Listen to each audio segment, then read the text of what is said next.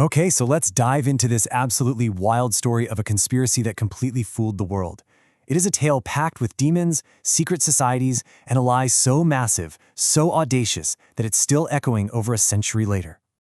We're going to rewind the clock all the way back to the 19th century to uncover one of history's most elaborate and, honestly, perfectly executed hoaxes. This was a prank designed to see just how far people's beliefs could be pushed. So to really get this, you have to picture the scene. It's the 1880s in France, and the country is basically in the middle of this fierce culture war between the super-powerful Catholic Church and this rising tide of secularism. You know, it was the perfect powder keg for a master provocateur to light a match. And at the center of all of this is one guy, Léo Taxil. Now that wasn't his real name, it was Gabriel Jogan Pagès, and he was famous, or maybe infamous, for being an anti-church writer. I mean, his whole thing was mocking religious texts. He even wrote a book called The Amusing Bible. So to the secular folks, he was a hero, but to the church, public enemy number one. And then, in 1885, something happened that nobody, and I mean nobody, saw coming. Taxil announces he's had a public conversion. He repents for all his sins, says he's seen the light, and gets welcomed with open arms by the very institution he'd spent his career attacking. Just like that, the church's biggest enemy became its greatest champion. Or so it seemed. So now that he was on the inside, safely in the church's good graces, that's when Taxil's real work began. He starts publishing this series of shocking books, claiming to expose this terrifying, secret satanic society that was supposedly operating right under everyone's noses.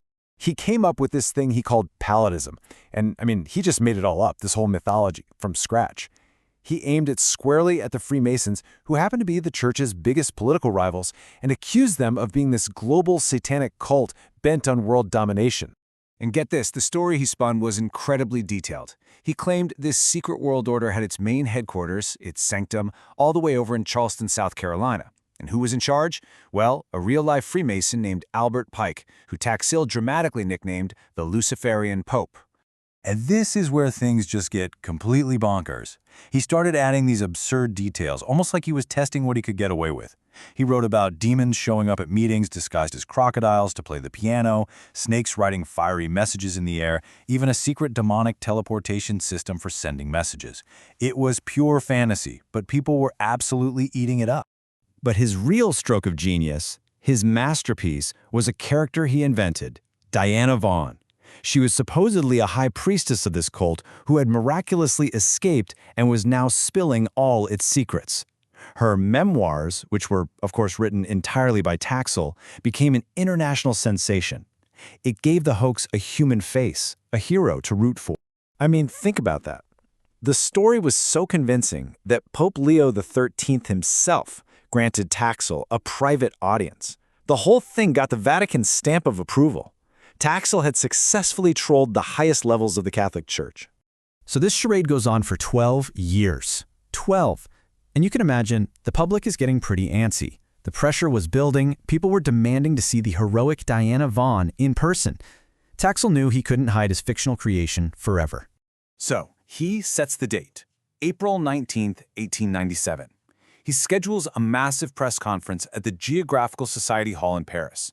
The room was packed to the rafters. We're talking priests, journalists, devoted believers, all of them there for one reason and one reason only, to finally meet Diana Vaughan. The crowd is just buzzing with anticipation. The tension is so thick you could cut it with a knife. And then, when the moment finally comes, only one person walks onto the stage. It's Léo Taxil, looking confident, almost smug, and completely alone. He lets the silence just hang in the air for a perfect dramatic beat.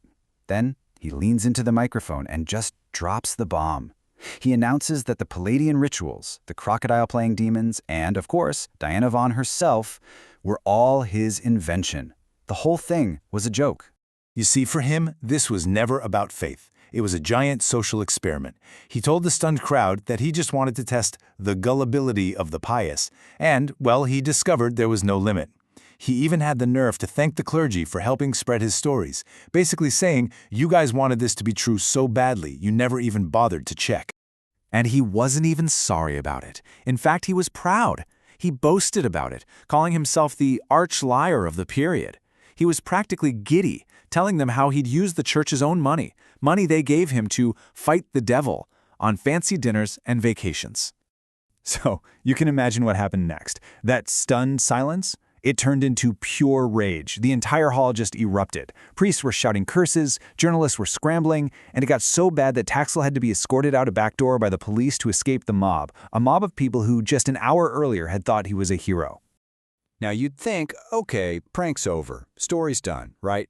But that's not what happened. Not even close. In a strange and kind of troubling way, Taxil's lie became far more powerful than his confession. And the reason why this whole thing worked so well, and why these ideas are still so sticky today, it really boils down to this psychological principle, confirmation bias. People didn't just believe Taxil's stories, they wanted to believe them. Why? Because they confirm their deepest fears and prejudices about their enemies. What's really crazy is that while he was just trying to embarrass the church, Taxil accidentally created the perfect blueprint for modern conspiracy theories. He literally laid out a step-by-step guide for how to manufacture a lie that people will believe and share. And here's the kicker. A lot of people simply refused to believe his confession. They claimed he'd been blackmailed or forced to recant. And the core ideas he invented, this idea of a secret Luciferian cabal trying to create a new world order, they never went away. They just got absorbed into other conspiracy theories, and you can still find them floating around the internet today. Léo Taxil died broke and was mostly forgotten, but his lives have definitely outlived him. His grand experiment proved something pretty unsettling. A really compelling story, especially one that feeds our biases, can be way more powerful than the truth. And that leaves us with a pretty big question for our own time, doesn't it? Has anything really changed?